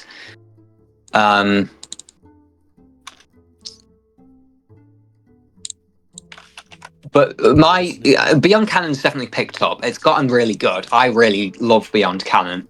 But the only thing, in my opinion, holding Beyond Canon back is the fact it's attached to the Homestuck epilogues. If they had just, after Homestuck 2, like, halted and everything stopped on it, if they went, okay, we'll just start again. We'll just go start from the end of Homestuck again, and we'll just... If they did that, I think Beyond Canon would be much better. Yeah. I mean, I've got... that's my hot take. I have a... Not actually, we're running out of questions, really, but I do have, I guess, 2 more sections in quotation marks, but they aren't... You've not actually mentioned either of these fandoms whilst talking, which I find quite surprising, because I assumed you would have at least mentioned them in passing. Yeah. Which is both Sonic, because I know you're a very big Sonic fan. Oh, yeah. Big Sonic fan. I've got some stuff on Doctor Who as well, which is a very British thing, which I don't think many of my viewers will know about. I don't know, I feel like a lot of Americans watch Doctor Who. Anyway, yeah, Doctor Who. I've got a lot of Doctor Who hot takes, but I don't think they're as hot as that Homestuck take. I mean, I think if you told... I know you don't actually mind the 13th Doctor stuff, which I think is a... I mean, I have opinions on the 13th Doctor, but I don't think she's nearly as bad as people will have you believe. My only opinion on the 13th Doctor is that the fact that the Doctor was a woman isn't the issue, it's just the fact that Chibnall's writing sucks ass. That was the issue. Oh, yeah, no. Chibnall is just an awful writer. I also think he's just... He thinks... I mean, no, that's more of a Russell T Davies problem. Chibnall thinks he's super progressive and, like, woke, I guess, when he's not. Like, there's an episode in the first series of the 13th Doctor called Kablam, which is like, it's got such a weird message that really rubs me the wrong way, because it's supposed to be based on, like, you know, like the Amazon workhouses and stuff. Yeah. And, like, the working conditions in that, and that's what the whole episode's based on. But I just don't like the way it talks about it. I feel like it kind of, you know, brushes it off and, like, puts the CEOs some slack, and I just don't really like it. I just don't think he's a good writer. I don't know, with Chibnall, we both mentioned this in the past, not in this video, but I don't know if people have seen it, but he did an episode on Rosa Parks, which in of its own isn't a bad idea, but everything I don't think Doctor Who is even in a fucking place to be... It's not even in a place to be talking about Rosa Parks. Also, yeah, it's misinformation, because the way they portray the bus scene, you know, the famous moment where she gets arrested on the bus because she refuses to move for a white man. Yeah.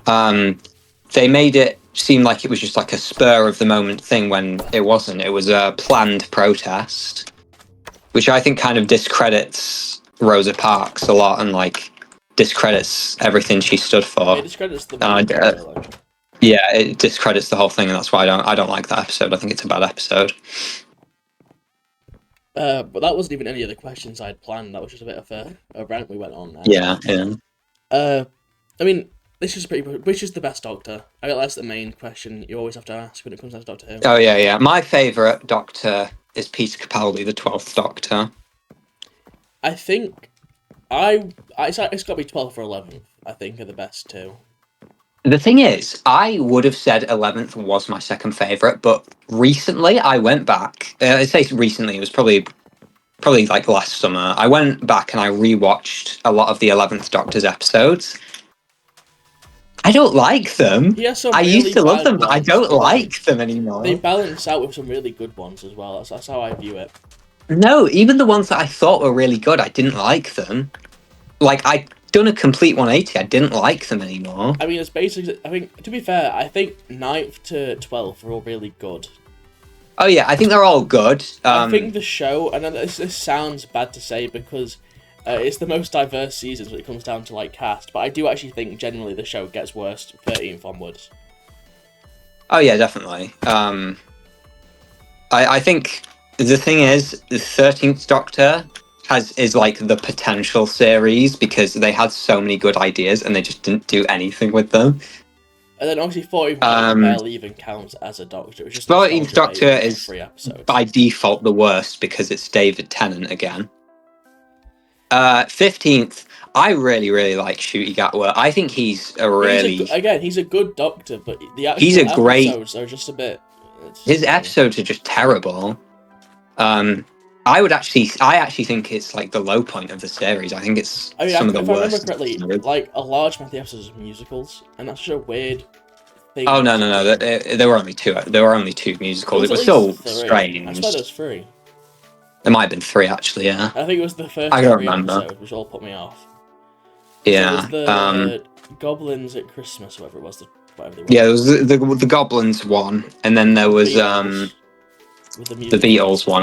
There was another one, I'm pretty sure, but I can't remember. But yeah, a lot of his episodes weren't very good, but they had good ideas. Also, the writing, especially in the end, it was very... It's a shame, because Russell T Davies is known for being one of the better Doctor Who writers, and then he comes back and writes such a shit series, for lack of better words. It's so bad. I can't even... Especially considering he's supposed to be like... again, I'm using these words, like the progressive and woke writer.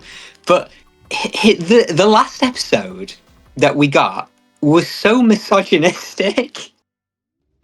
Because, like, they have Belinda, who's supposed to be, like, you know, she's not having it with, like, all the Doctor's bullshit. And then, like, and she's, like, she lives on her own, and, like, she's very independent. And then, like, they dump her with some child she didn't even want originally. And, like, she's just stuck on Earth having to raise this kid. And it just feels so misogynistic. I hate it. It's just... I mean, it's Doctor Who is such a love-hate series. I feel like it's one of those things where you love what you think about it, and then you go back and watch it, and it's just not as good as you remember it being. No, it really isn't. I think the objective best series is the first season.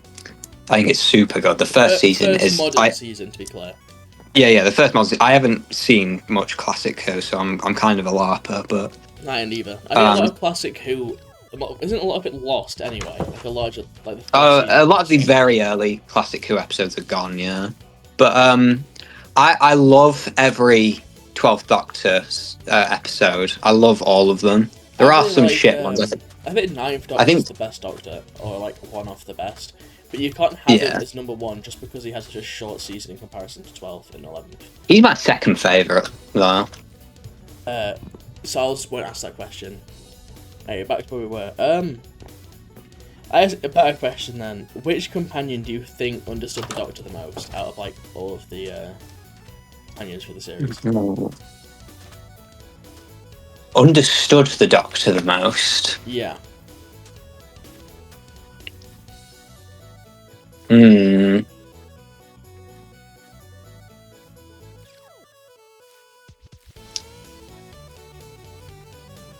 That's a really hard question. There's got to be an answer. Surely. Okay, either Clara or Amy. Yeah, I could see that. I think either of them. I'd be inclined Maybe to say Clara. I think Clara, actually. I think Clara's an interesting one because she's the only... I mean, I guess also... I don't know. Ooh, it's a hard question. I mean, I've made this question. I myself am now struggling to think of an answer. I would agree. I'd say Clara. I think Clara. Because of like their whole relationship, which is a very toxic relationship.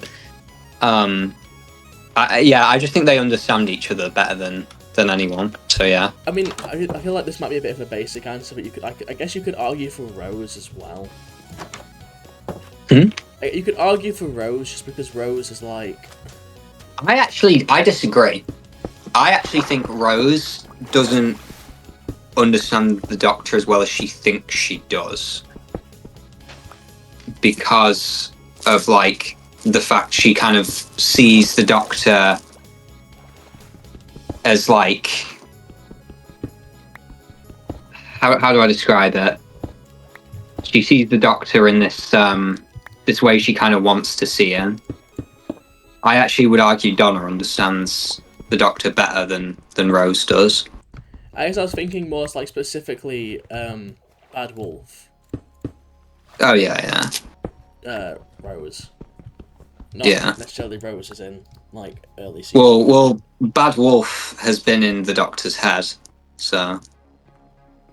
I've made a little parkour thing to get to your house. You've got Orson.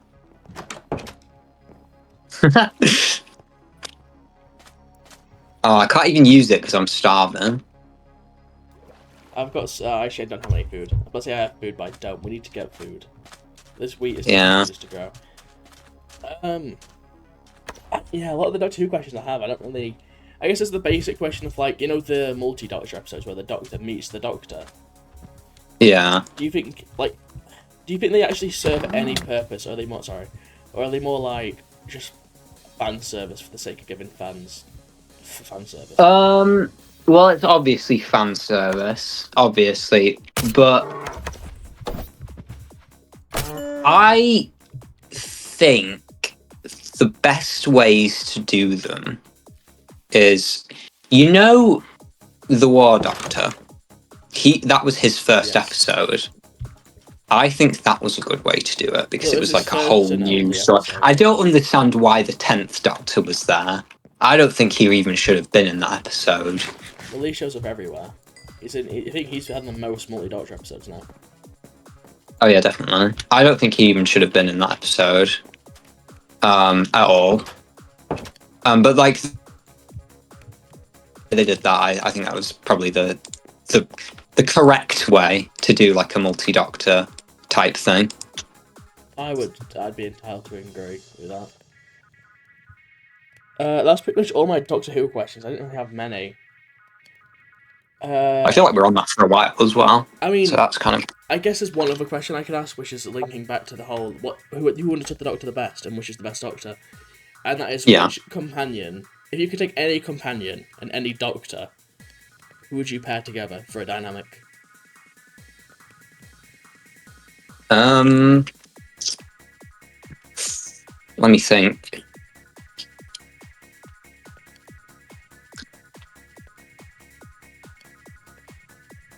The 9th Doctor and Clara. I'd like to see that. I think that'd be interesting. Yeah, I could see that. Or like, I guess, ironically swapping them around. I think Rose and the 12th Doctor could be interesting. 12th Doctor. Yeah. Mostly because I guess. Oh, actually, another one. Donna and the 12th Doctor. I'd like to see that. That'd be My only thought was because, I mean, as horrible as it is to say, a lot of Rose's character is that she's attracted to the Doctor, at least partially. Well, that's kind of how it went on after a while. I think she was better in series 1. Series 2, I don't really like. But That's my problem with. She'd be attracted to the 12th Doctor was my only thought. Yeah. So it might be more interesting. We could actually see more of her personality beyond the fact she likes the Doctor. Yeah.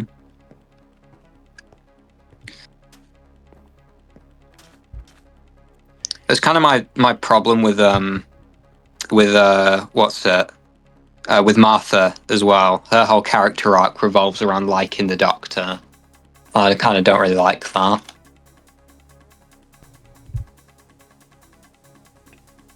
I mean, yeah, now that is definitely the end of the Doctor Who questions, though. Awesome. We've got Sonic now, everyone's favourite This is definitely the most mainstream thing we've talked about now. I think that overtakes Death Note by a mile. Does it even overtake Minecraft, though? No. But we haven't actually talked about Minecraft as its own little thing. I think it definitely overtakes Homestuck, Toontown. Yeah, definitely. 100% Sonic. Honestly, I think there's a possibility that it could overtake Minecraft. Not in, popularity game-wise, but fandom-wise. I think there's more people who would say, oh, I'm in the Sonic fandom, than people who say they're in the Minecraft fandom. I don't think anyone says they're in the Minecraft fandom. The quote-unquote Minecraft fandom is made up of small fandoms, I'm a big fan of sub-fandoms, isn't it? Or I'm a big fan of the Dream SMP. I'm a big fan of SMP and all that, and it's all... Or I'm a big fan of, PvP or whatever. Yeah. Yeah, that's true. I think in that respect, Sonic definitely overtakes Minecraft. Which, I mean, even when we talk about Sonic, weirdly enough, most of my questions aren't about Sonic himself. They're about Shadow, because I know for a fact, correct me if I'm wrong, you're much more interested in Shadow as a character than you are as Sonic. Again, correct me if I'm No. No, I don't know, actually. You've talked more about Shadow in the past. The thing is, there's more to say about Shadow because Sonic is... He's Sonic. Static. And he doesn't have a backstory. It's more about what Sonic represents. I think that's which is why I probably am a little bit more interested in Sonic. But yeah, Shadow, there's more to talk about with Shadow. I think it's interesting you chose the word static to describe Sonic as a character. Yeah. Just because it's it's ironic because obviously he's always the fastest hedgehog alive, and he's a static character. But yeah, the main character of many series have to be a static character because, especially in large series like Mario and Sonic, they're sort of self-inserts in a tiny way. They have personalities in TV shows and stuff, but in the actual games, you can't give them too much personality. Otherwise, it becomes too complex for a kid game. I kind of get where you're coming with that, but I also disagree because I feel like at least that's never how Sonic's really been, because Sonic's always had quite a personality. It's just he's static because in terms of the story, he's the one who inspires others. Morally correct is what I meant. You can't have a Sonic that has moral ambiguity. Because a morally ambiguous Sonic would not make for a good main character. Well, at least, I mean, it could for something else, but considering, it's for kids, no. Well, I mean, you can't have parents. When you're looking at morally ambiguous, that's where that's Shadow's role. Yeah. And he has taken the protagonist role as well. This is where I was coming into the question of, with Shadow, do you think his role is better as a morally ambiguous character? Or, I know in a lot of...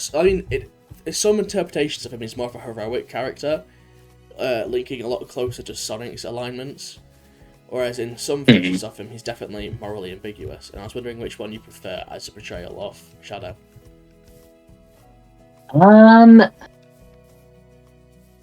I think I prefer him being heroic, but doing it in his own way, not necessarily morally ambiguous, but like heroic, but his ways and methods aren't the same as what Sonic would do.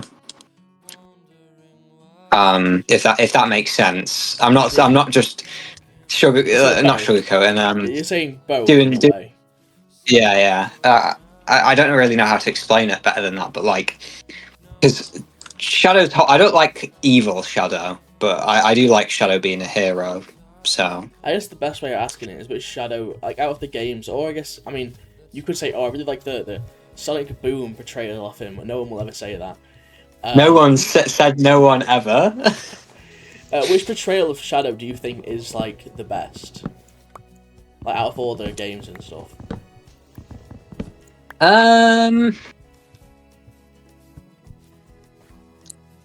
Sonic 06. That's probably a basic answer, but I feel like it's one of the more known portrayals of him, I'd say, other than obviously. Yeah, I know it's a very basic answer, but I feel like it sums up Shadow as a character perfectly, because it's like that whole scene, the very famous scene, which is why it's a basic answer, where he says even though Omega is going to turn on him, he'll still fight for humanity, even though they're all going to turn on him and Omega's going to betray him. He'll still fight, and I think it really sums him up really well. So yeah, Sonic 06. I think that's. But Shadow Gens as well. Shadow Gens is a good one as well. I like the way he's portrayed him. Yeah. Like what was said with Andrew Hussey, you're allowed your own opinions. So obviously, I'm not going to say, "Oh, that's the wrong answer" when you say stuff. It's your opinion. Yeah, it is a basic opinion, and a lot of people will say that. But it's because it's a good. I've angered an Enderman. Hang on. All right, keep asking. I'm just going to kill this Enderman. With Sonic, obviously, it's a very big franchise, and there's a lot of characters that a lot of people might not even like. There's characters people might not be aware of that exist, such as I saw a thing about like people forget Mighty exists and Ray, who were. Yeah, nobody would know about them. The reason people even know about them now is because of Sonic Mania, and the fact they were added as characters in that. But is there any characters that you personally think are like really underutilized? I guess when they have a lot of potential. Okay, this is going to seem like a weird answer as well. All of them. All of them, including like Sonic. At least at the moment, everyone except for like Sonic, Tails, Knuckles, Amy, and Shadow. The main group. Yeah, the main group. All of them. Because in the modern Sonic games, they don't do anything. Like compared to the old games, they none of them do anything. Not even like Rouge and Omega or. You know who I? If I was to answer this question, I've got a pretty. I guess it's not. It's a pretty basic answer. I think my pick would have been Metal Sonic. I think he was utilized really well, and they just kind of stopped it. They just like went, "Oh, whatever." Yeah, he peaked in Sonic Heroes with his whole surpassing Eggman arc he had going on. But yeah, no. I think if I had to pick someone specific though, it would be Silver, just because they don't really know what they want to do with him. He's a hard character to use because he's from the future. So obviously, no, that's the thing. That's the thing though. It's not consistent because in Sonic Forces he was like in the present for some reason, and it's just like they can't make up their mind what they want to do with Silver, and I feel like he has a lot of potential. Both Silver and Blaze, especially. Like Blaze as well. Blaze is a bit better than Silver in terms of like, I guess what she's got, but. I know a lot of people have claimed, and you could. I'm interested in your opinion on this. People say out of three main hedgehogs, ignoring Amy. As mean as it is to say, Amy's not really in the conversation for strongest hedgehog. I've never seen anyone say, "Oh, out of the ones who would win in a fight," I've never seen anyone say Amy would win. Amy couldn't win because they hate the idea of Amy having a super form for some fucking reason. fished up a lily pad that I'm gonna put near your house. Oh my god, awesome. Add it there because the jump's hard. Which jump? This jump here. Yeah.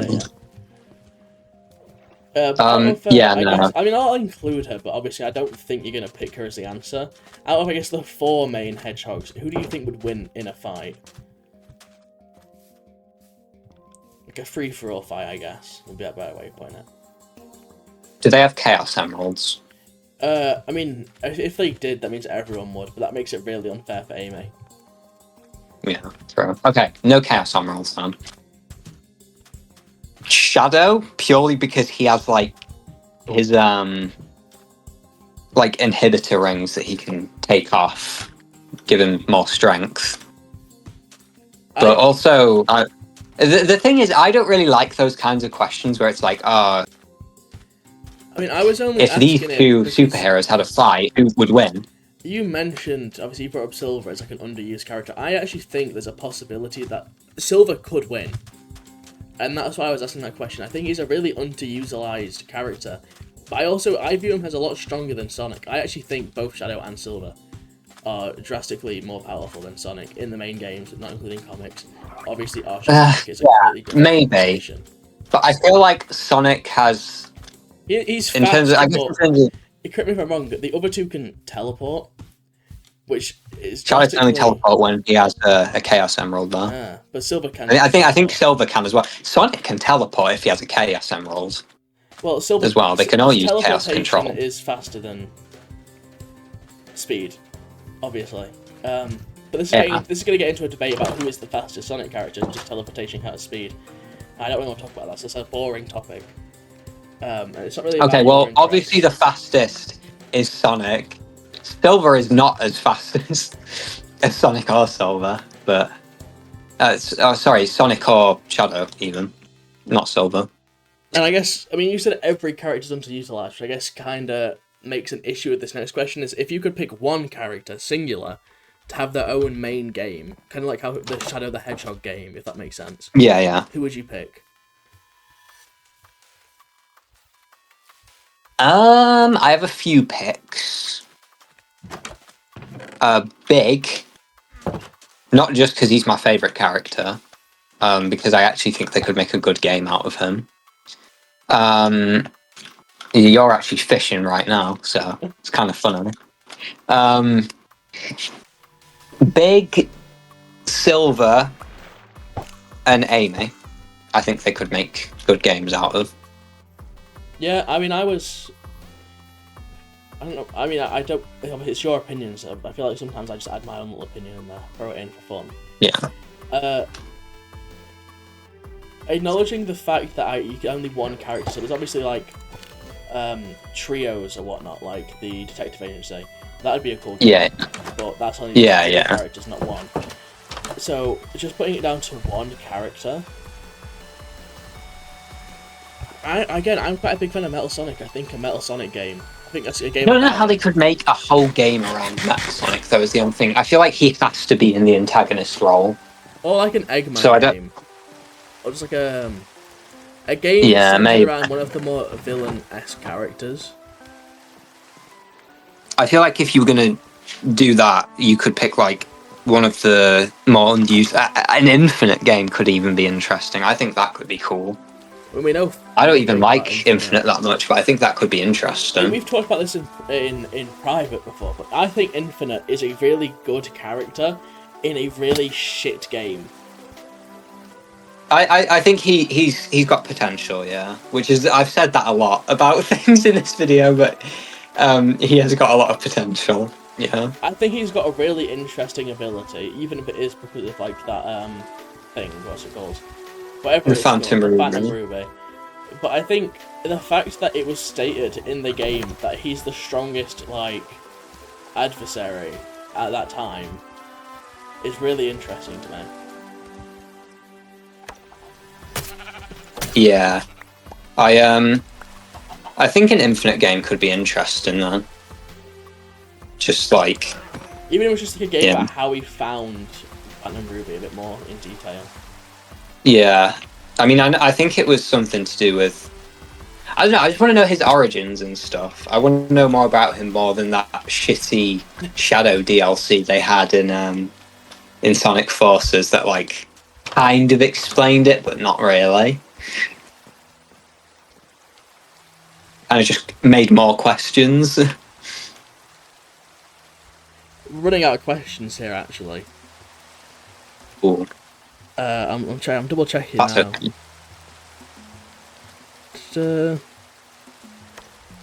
I mean, I guess whilst I'm looking for the questions we haven't asked, is there anything you just want to talk about in general that we haven't really talked about? Honestly, I think I've talked about most of it. I don't really have much else to say. Yeah. I guess I'll ask some of these, like, these are more one-off questions where it's like, they're not... It's like, I've got two one-off questions, which I guess are technically in the same category, but they're not as relevant, if that makes sense. Yeah. I mean, obviously the new Lego Batman game is coming out soon. I'm assuming you've seen that. Because I know you're a big fan of Lego Batman. Yes, I love Lego Batman. I love Lego Batman 2. It's one of my favourite games. Are you looking forward to the release of the new game? Yeah, I'm really looking forward to playing it. Definitely. I'm assuming you have high expectations for it. Yeah, I do. Definitely. And then, I mean, is there anything? It looks really promising. I really liked Lego DC Supervillains, and that was like the most recent Lego DC game. So I think it's going to be really good. I think it'll be great. I am a bit curious about how they're going to adapt like all the Batman movies into one. I don't really know how that's going to work, but yeah, it'll be interesting to see. And then I guess same with Batman, but not Lego Batman. Have you seen the Clayface movie trailer? Yeah, I'm so excited for that. Like, it's interesting that they're going with a villain for like the first bit of Batman stuff in the DCU. I think that's a really interesting way to go. And then, like I said, anything else you want to talk about before you go? No, I think that's it. I've actually just made the chest to dump all my stuff in. I'm making because I remember I'm making a platform up at the side of your thing for you to. You know, big inspiration here. Stampy Longnose, big fan. May he rest in peace. Do you want to place a sign with your name? Just say you've been here. Yeah. Oh, I'll do the chest with my stuff in. And there'll be more to come here. And we've got room. I put the episode number as well. You wanna? I mean, you've got your own signs, so you can put the signs in there. I don't think is there a single chest enough for your inventory? Huh? Do you think a single chest will be enough room for your entire inventory? Yeah, because the rest of it's just kind of junk. So I'm very tempted to steal your stuff, but I won't, because it'll be disrespectful. I'll stick with my copper armor. Yeah. I mean, obviously, I could have talked about Pokemon. I know you're a big fan of Pokemon, but that feels like a very, you know, it's a big topic. Yeah, there's a lot to talk about there.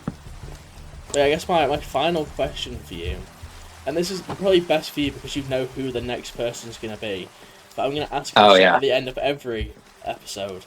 Have you got any questions or like things you want to talk about with the next person to come? Okay, so for the next person who comes on, I remember we talked about this before. I have got a challenge for them. It's relatively simple, but it is. I think it'll make the next episode rather interesting. Your next guest, who I know but I'm not going to say, they need to find a diamond. I'm sure that'll be fine. This person likes mining. I'm pretty sure from my experience with them. So they need to find a diamond in the next episode, and they're also starting from fresh. You will have all your gear still, but yeah, they will. They won't. Yeah, that's. I don't have a question. I can't think of one right now, but that's my challenge for the next person who knows who they are. And obviously, the other challenge is to build a house. I'm not letting anyone live in the same house. Everyone's gonna have their own house on the server. Everyone needs their own house.